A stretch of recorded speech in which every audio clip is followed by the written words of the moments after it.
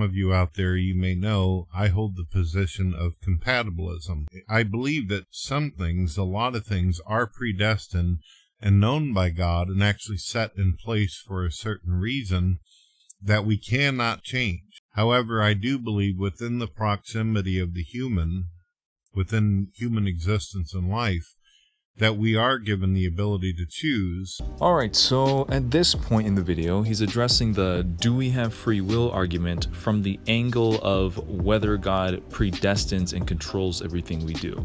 Carry on. Now we have to remember that the definition of free will is human choice. All we have to do in this video is to be able to actually prove that choice by humans is real and done by ourselves. No, not necessarily, because even the choices you yourself make could be determined to happen. But let's roll with this definition. What if the very designer who created things has made himself aware, or her or it, and has said to the NPCs in the game, I have given you the ability to actually live your life, to actually make choices in between here and there. I mean, you would have to prove there is a God, and that's what he said. It's almost like saying, yeah, but what if we had free will? Then we would have it. Anyways, for the sake of the argument that he's addressing, which allows that premise, let's roll with it and listen. But still, there's some atheists out there who are probably going to say, But Brett, but Brett, how can God know everything and you still actually have a choice? Given these already unproven premises, how could I choose not to eat at McDonald's when God damn well knows I won't wait another year to get my Shamrock Shake? Now that's interesting, because when you play a game like The Sims, while you're watching, you're going to see a little pop-up that says, or shows you a picture or an image that gives you the idea the sim is hungry.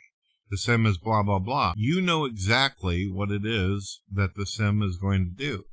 It's obvious that the designer also put some changes within the script where if something becomes a priority, the character will stop what it's doing and go do something else. But unless the designer himself or herself or itself takes control of the controller or the mouse, the game can actually go on without the designer's actual help. That's one of the reasons why whenever you play video games, they have so many glitches and bugs, because there's sometimes characters are going to do things that the designer didn't know what would happen. Okay, so what you're saying is that God doesn't actually know everything, and that everything doesn't have to be manually controlled by God after he has set this game we call life in motion. Okay. But what people have to realize, and this is what it's really hard to explain, there's a difference between knowing something's going to happen and there's a difference between making something. They know that there's 100 million different things that could happen within a single instance.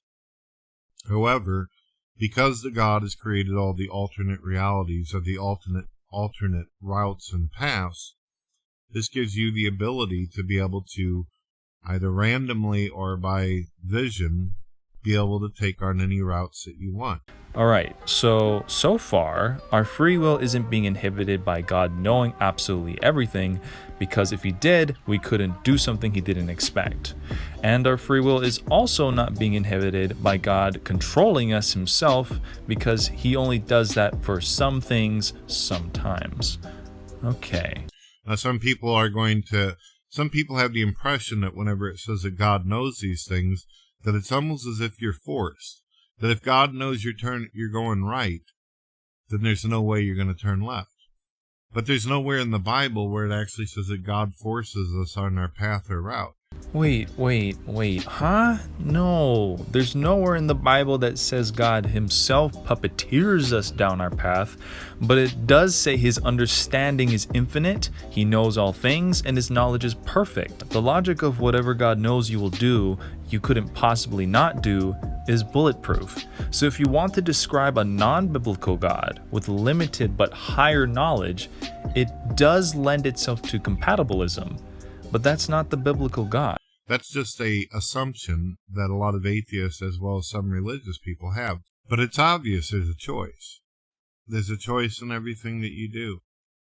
Even if you're trapped inside of a box, there's always different things that you can do. You can have a conversation with yourself. You can relax, breathe, and think about yourself internally. There's literally millions of things you could do, even if your physical body was trapped, that your mind can do for you. Like, god damn it, Brett.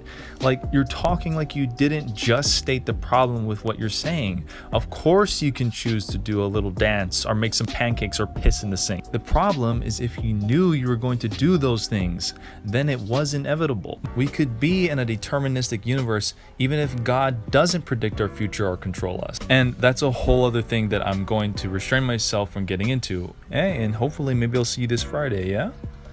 With that said, if you think I'm going to hell, like and subscribe to be a good Christian.